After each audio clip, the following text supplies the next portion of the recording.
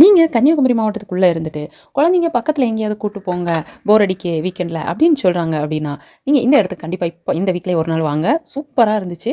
நானும் திருப்பரப்பருவியோட பக்கத்துல 2 கிலோமீட்டர் பக்கத்துல தான் இருக்கு என் வீடு. ஆனா ஒரு நாளும் வர நடக்கல. என்னைக்கோ ஒரு நாள் வந்தேன் 1 இயர் முன்னாடி. ஆனா இந்த வீக்கெண்ட் என் பொண்ணு அடம் பிடிச்சு கூட்டு வந்துட்டா, ஒரு குளியல் போடலான்னு அந்த இடத்துல வச்சே முடிவு பண்ணி, குழந்தைங்கள 2 பேரையும் ஒரு எண்ணெயும், ஒரு சோப்பும் வாங்கி குளிப்பாட்டியாச்சு. நான் நினச்சேன் வெயில் ஆயிடுச்சு, தண்ணி எதுவும் வரலையா இருக்கும், கொஞ்சமா வருமா இருக்கும்னு பார்த்தா, செம்ம தண்ணி அண்ட் சூப்பர் வியூ. ரொம்ப அன்னைக்கு ஒரு 1 மணி வரை டைம் போனதே தெரியல. காலையில இது 10 மணி கூட்டம் இது. 10, 10:30க்குள்ளே இவ்வளோ கூட்டம். அதில இந்த ஸ்பாட் பார்க்குறதுக்கு சூப்பரா இருந்துச்சு. நான் 1/4 மணி நேரமா பார்த்துட்டே நிக்கிறேன். இது தனியா ஒரு ஃபோட்டோ போட்டா வேற ஏதோ ஒரு இடம் அப்படின்னு சொல்லுவாங்க. அந்த மாதிரி இருந்துச்சு. ஸ்விம்மிங் பூல்ல வந்து தண்ணி இல்ல. மத்தபடி தண்ணி வருது. அந்த தண்ணியே போதும். ஸ்விம்மிங் பூல் வெயில்ல குளிச்சவங்களே குளிச்சுட்டு வேண்டாம். அப்புறம் இதெல்லாம் வைக்கிற நம்ம உடைமைகள வைக்கிறதுக்கு பிளேஸ் இருக்கு. அங்க உடை மாற்று அறை இருக்குது. ட்ரெஸ் சேஞ்ச் பண்ணிக்கலாம். நிறைய இடங்கள்ல வேலை நடக்குது. வேற பில்டிங் வேலையெல்லாம் நடந்துட்டுருக்கு. இதுக்கு முன்ன ட்ரெஸ் சேஞ்ச் பண்ண இடத்துல ஏதோ பில்டிங் வேற கட்டிட்டு இருக்காங்க. அது சரி பண்ணி.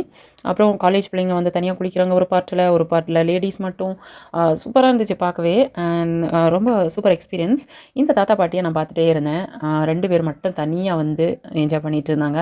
அவர் ஊஞ்சல் ஆட, அதுக்கப்புறமா அவங்க ஆட, அதுக்கப்புறமா குளிச்சதுக்கப்புறமா ஒரு ஸ்நாக்ஸ் வாங்கி சாப்பிட்டுட்டு அப்படியே சில்ட்ரன்ஸ் பார்க் பக்கம் போயாச்சு. தலை காஞ்சிரும், ஈர துணியோட போனா ட்ரெஸ்ஸும் காஞ்சிரும் அங்க உட்காந்துட்டு. ஃபுல் வெயிலும் கிடையாது. நல்ல கொஞ்சம் நிழலும் இருந்துச்சு. நம்ம ஊஞ்சல் ஆடலாம். குழந்தைங்க வந்து அந்த பார்க்ல விளையாடிட்டு இருக்கும். இங்கேயும் ஏதோ பில்டிங் வேலை நடந்துட்டு இருக்கு. கொஞ்ச நாள்ல கிளியர் ஆகும்னு தோணுது.